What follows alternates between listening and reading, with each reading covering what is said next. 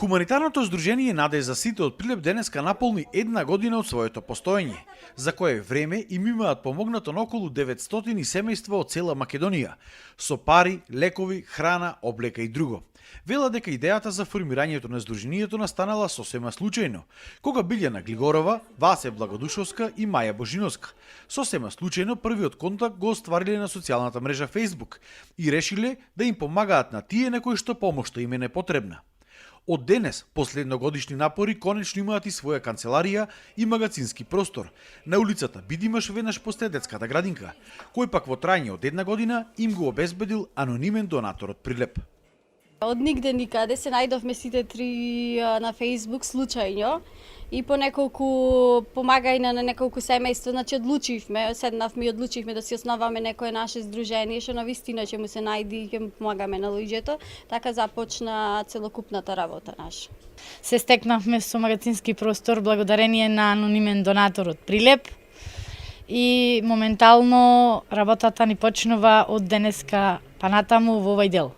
Па, за сега, мислам, имаме контакт телефони од сите три, значи, ода на нашиот Facebook профил, Facebook страна.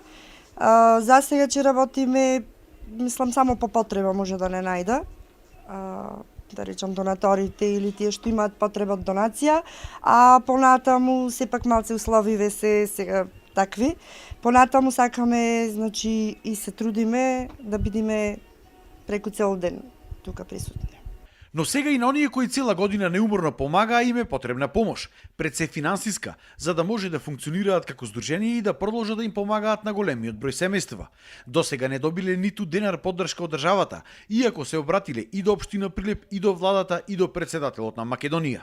Сега како здружение бараат помош од приватни фирми и добронамерни граѓани, затоа што сите основни трошоци до сега за функционирање на здружението ги покриваат од сопствени средства. Имавме молба до општината на град Прилеп за магазински простор, државна кола и дел финансиски средства околу потребите заради материјални трошоци, но бевме одбијани.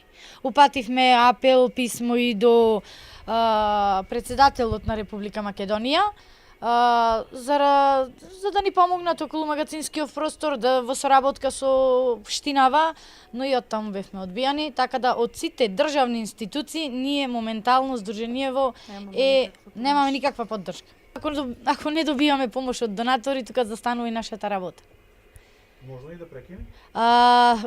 Ние нема да се предаваме, ќе одиме со сите сили, но нема да го застаниме. Но може да се намали бројкава во Република Македонија.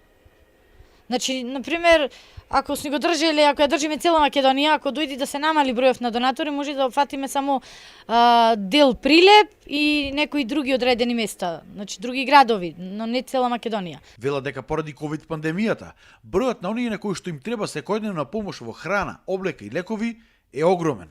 Процентот на сиромаштија значително ден на ден се повеќе и повеќе се зголемува, значи се повеќе и повеќе сиромаштија, дури не можеме ни ние процентуално да кажеме затоа што секој ден се повеќе и повеќе ги има. Па дневно се случува по 20 семејства обавезно да имаат потреба од некаква, плюс од тие што ги имаме редовно, значи што се грижиме да не останат без корка леп, што се вика народски кажано, затоа што навистина има и такви случаеви со дечиња малецки што немаат буквално леп да јадат. За сега помошта која што ја даваат ја обезбедуваат од донатори од Македонија, но и од македонци иселени во странство, кои што сакаат да помогнат за своите сонародници.